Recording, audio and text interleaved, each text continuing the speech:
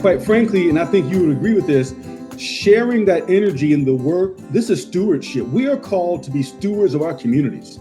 And people like you and I and others who have gifts to offer the community that can help nonprofits meet their end, can help constituents, clients, consumers have a better life. I believe that we are mandated. It is a calling. Share that gift as a steward of community.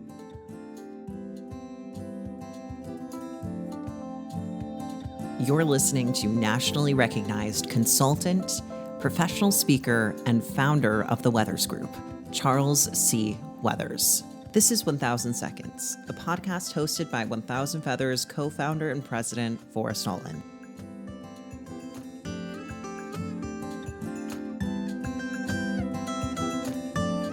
Man, I am so glad and happy and excited to have today's guest with us. I have been looking forward to this episode for a long time.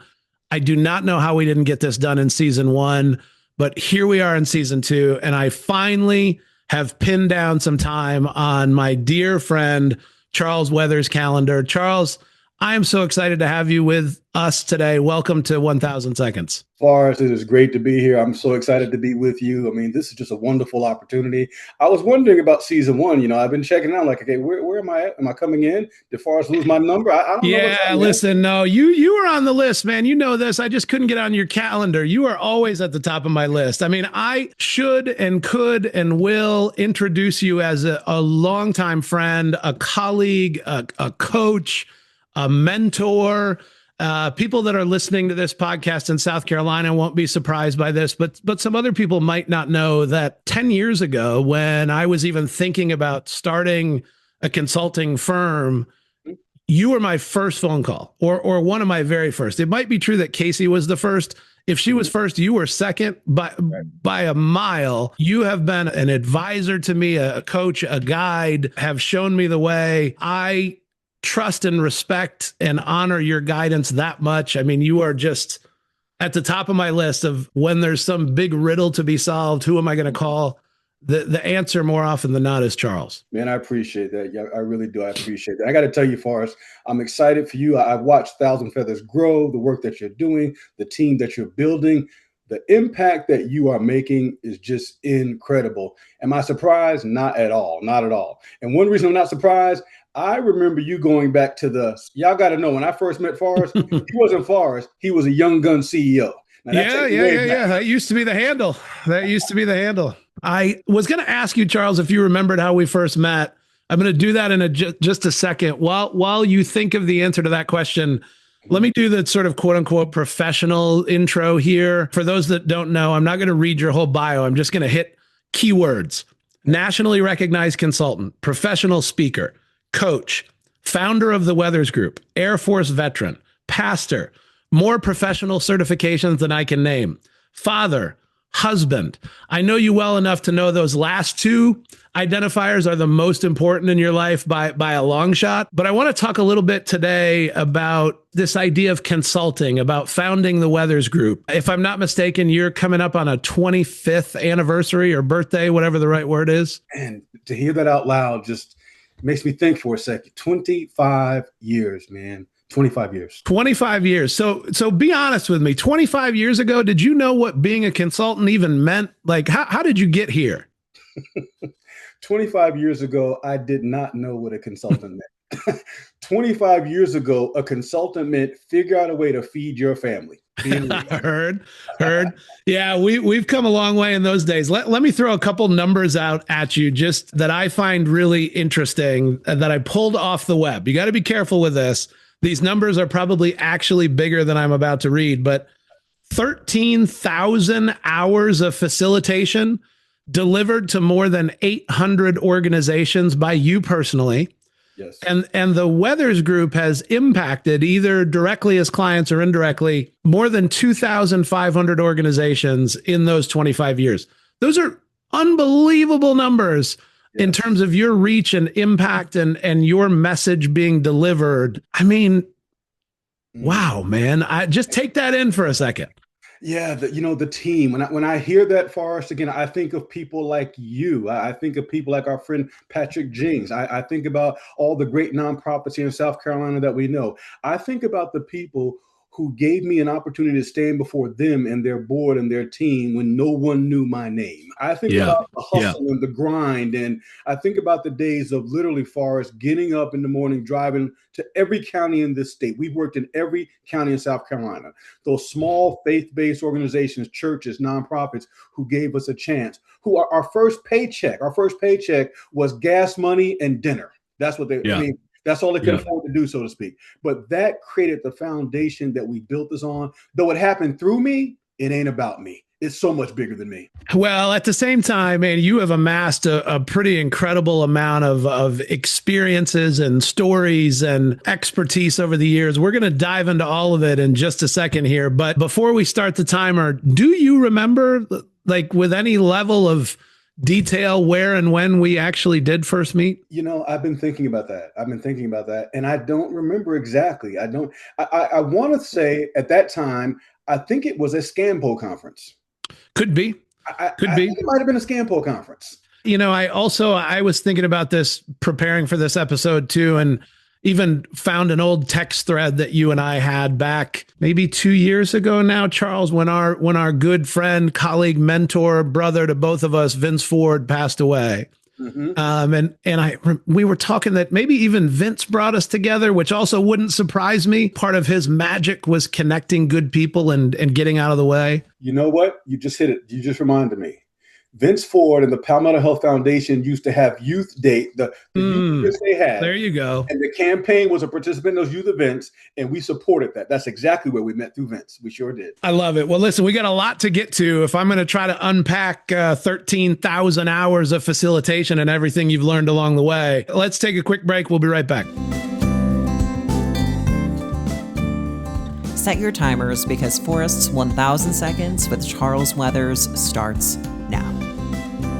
All right. So before we took a little break there, 25 years of the Weathers Group, of Charles, you being a consultant along with the team of folks behind you, 13,000 hours of facilitation, 800 organizations helped in some way. Where does the energy come from, man? Where does the motivation come from? What keeps Charles moving forward and continuing to do this great work? That's a great question, Forrest. I think for me, in energy, I love the energy part of that, because my energy comes from the fact that there is a need. There is a need. And I believe that we all have particular gifts for a particular time in a particular place. Quite frankly, and I think you would agree with this, sharing that energy in the work, this is stewardship. We are called to be stewards of our communities. And people like you and I and others who have gifts to offer the community that can help nonprofits meet their end, can help constituents, clients, consumers have a better life. I believe that we are mandated. It is a calling. Share that gift as a steward of community as part of why we are here. So my energy comes from recognizing that what I do, I may not see the ultimate impact, but I'm helping others make that impact. I love that, man. Share that gift, pay it forward, all the things, right? I mean, there's just so much truth in that and so much power, quite frankly. And if there's a gift that we happen to be blessed with, how do we pay it forward? How do we share it? How do we move, right? You especially watching you work over the years, Charles never enters the room as the smartest person in the room. You enter the room as this gifted, like, facilitator, guide, coach, consultant, right? Insert word here, but that brings out the best of everybody else. It's one of the really superpowers that you possess. Every time I'm in a room with you, everybody else is better because of it. It's really amazing to watch. I'm humbled by that, and I appreciate that. And I have to tell you, Forrest, it took me a while to value that.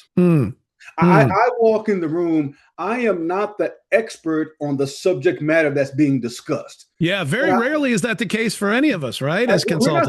We're not the expert on the subject matter being discussed. However, when it comes to holding a container, holding a space, engaging everybody, building a space where everybody can be seen, heard, and valued, connecting the dots, bringing that synthesis, some sense making, I had to learn, wait a minute, there's value to that. That's why you're here. Own that. Walk in that.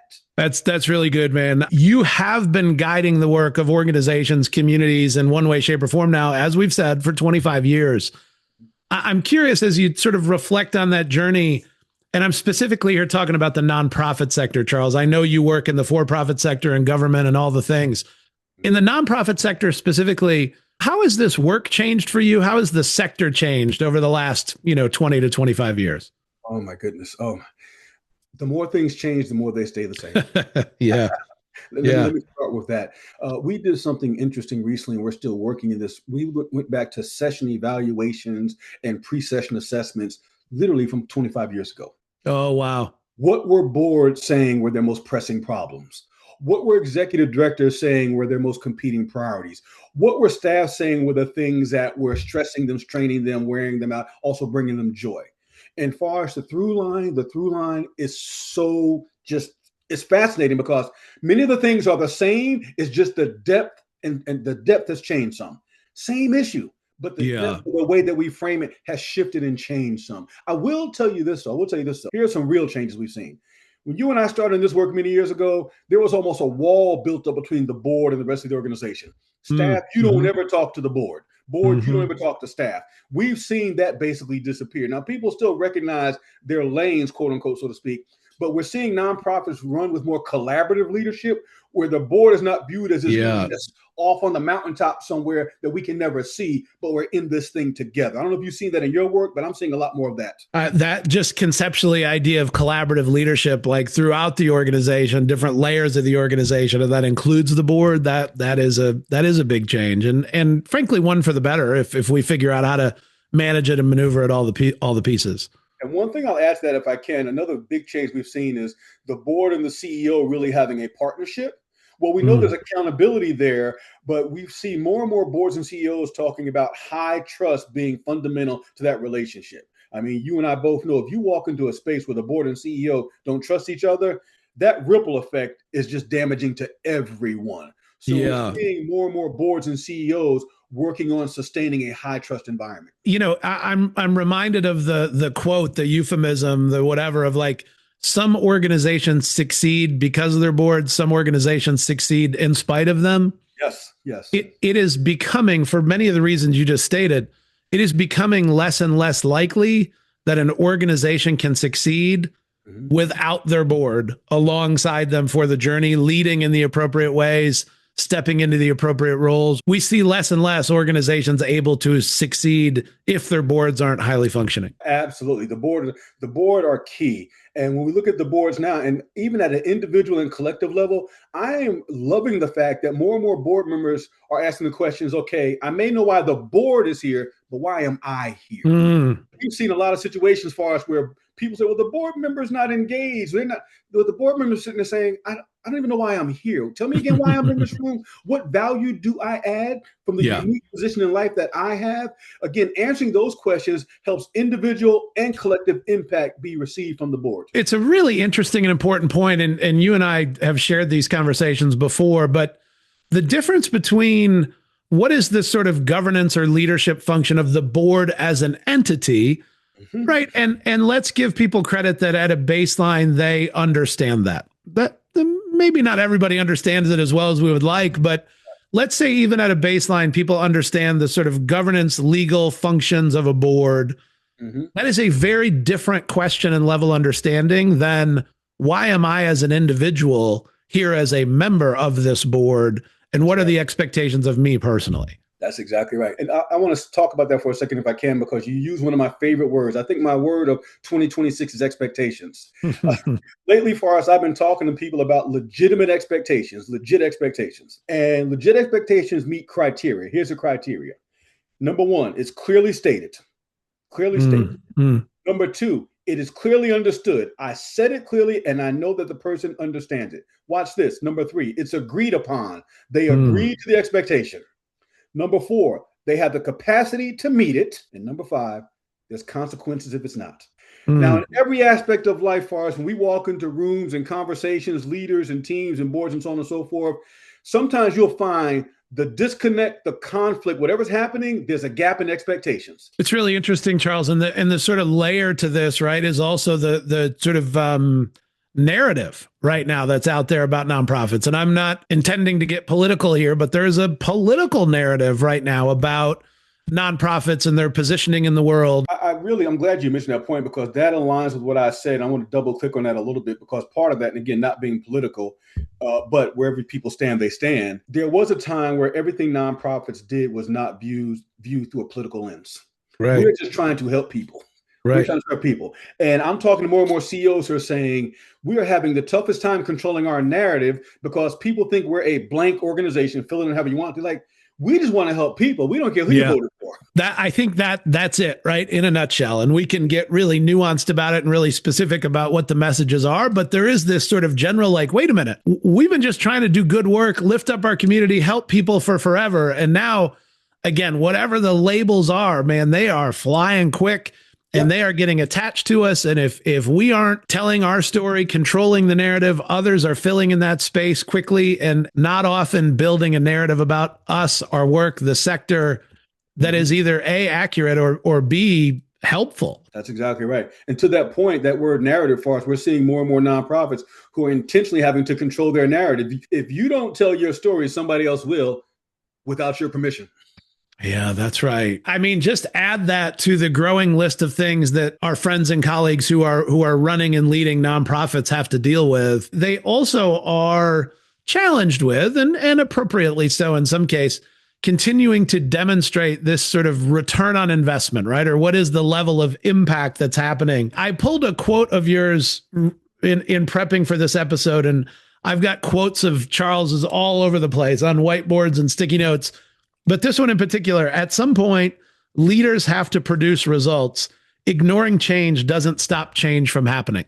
I mean, these are your words, but change is rapidly happening around us. What does that mean for leaders responsible for navigating that change and still producing results? Navigating the change is core to who we are as leaders today. There's a term that I use for us, leadership effectiveness, which is the successful use of influence to produce a desired or intended result. Are you an effective leader? We get up every day, all of us, we get up every day, whether you're watching or listening to this, you're trying to use your influence to produce a desired or intended result. And what really makes this work for community, it's a result that's not about self. It's a selfless result, not a selfish result. And in doing that, when it comes to navigating change, going back to your question, the reason why I said that quote originally was the fact that sometimes as leaders, we see change on the horizon for us, and watch this, we pause. It'll pass. It'll pass. We don't need to. If we just wait, that'll go by us. I want to tell everybody watching or listening today, there's some change, some storm, some matters. They're yours, and they will wait for you. You cannot you cannot wait for that thing to pass, because it will not. And what happens is, in many cases, you get calls like this. We get a call at the office and somebody says, send Charles, send Forrest, help. We need help. And we show up in the room. They say, this just happened. This just happened. And after the diagnostic phase and assessing phase, we go back to the board and CEO and say, hold up a second. We checked some things out. This did not just happen. Right. Right. You just noticed. Oh, this wow. happened 2 years ago. This happened 2 years ago. But you weren't keeping your finger on the pulse of change. Yet again, something I'm going to write on the whiteboard as soon as this conversation's over, right? That didn't just happen. You just noticed. That's right. And that can be true in organizations and personal relationships, in our organization level, impacting community, right? These things didn't just happen. You just noticed. Wow. Right. So our job is to keep our finger on the pulse of change in organizations, on our teams, in our communities. I'm going to give your listeners and watchers a quick tool if I can. Please. This will help them out to do this. In the world of strategy, as you know, there's something called the PEST analysis, political, economic, social, technology. And periodically, we'll tell boards and CEOs and teams at least twice a year, sit down and have this conversation. Politically, what's happening on a local, state, national level that we need to pay attention to? We may not like it, can't change it, can't stop it, but we better just know what's out there. Economically, what's happening at a local, state, national level? Technology-wise and social-wise as well. Again, can't change it, can't stop it, may not like it, but you better pay attention to it. I'm just sitting here thinking about how that assessment would have gone for so many folks in 2025.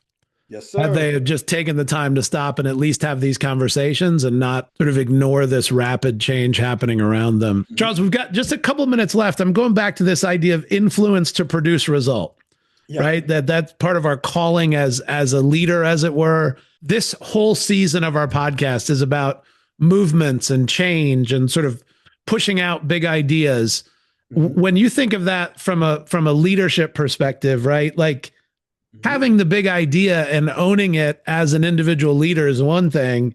Using that influence to produce a result, to use your quote here, is quite another.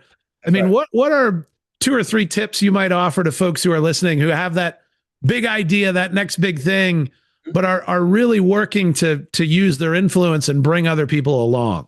Great question. First thing I would say, watch this. You birthed the big idea, but you cannot raise the big idea alone. So let's start with that.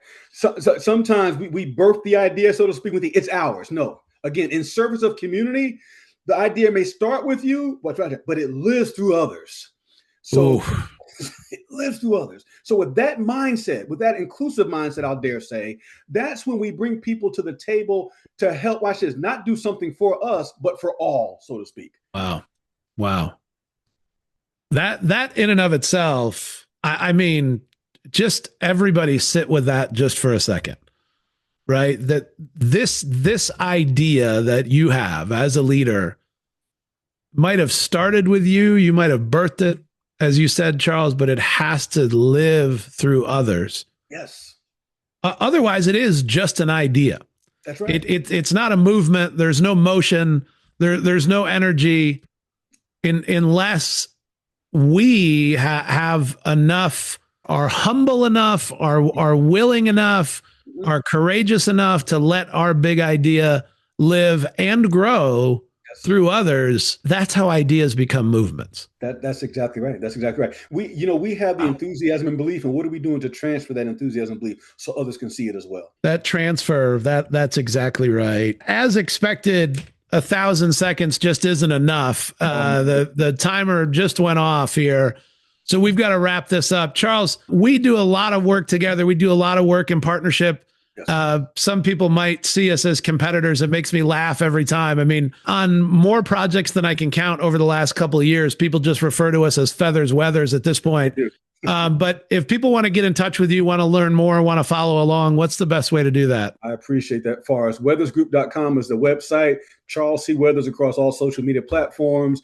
C. Weathers at weathersgroup.com. Please reach out. And like Forrest said, we are not competitors. We complement each other. We support each other. There's enough for everyone when we all bring our value to the table. Brother, I appreciate you. We'll talk soon. Talk to you, brother. Thank you.